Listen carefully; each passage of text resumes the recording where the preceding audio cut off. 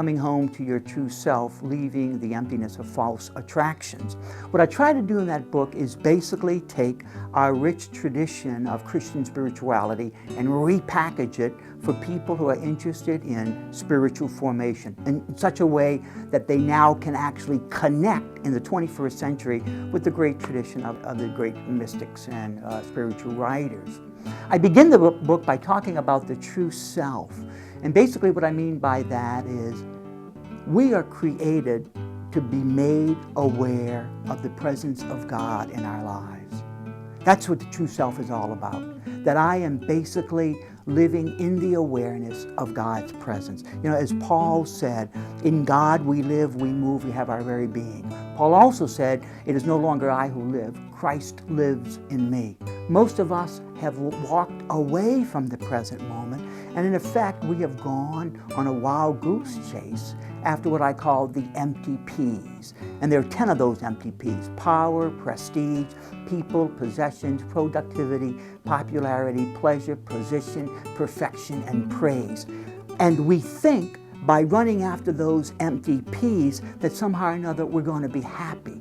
But as we see in the parable of the prodigal son, when you go running after one or all of the 10 P's, you end up in basically a pig pen. And so from my approach, spiritual formation and growth in the spiritual life is all about leaving the pig pen that we find ourselves in and breaking free of the stranglehold that the 10 P's have over us and coming back home to our true self, becoming aware that this present moment in which I live is awash with the presence of God.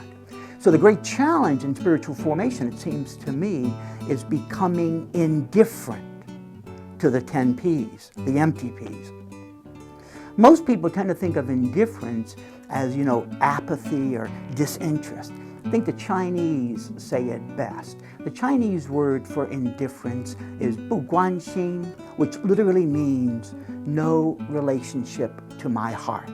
That as I grow in my life with Christ, spiritual formation is realizing that the empty P's are just that. They're empty. They are false attractions, and they have no relationship to what I really want out of life, which is what my heart is all about, being focused on the presence of God that dwells within me and in which I dwell. If there's anything that I would like for people of my book to take away, it's simply this: God is closer to us than we've ever thought or imagined.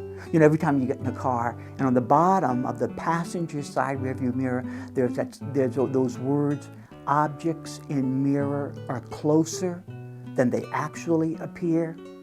Well, that's the whole challenge in spiritual formation, to grow in the awareness that God is actually closer than God appears. And that's what I hope people take away from the book, and hopefully people will develop this attitude of coming back to being present to the presence of God in our lives.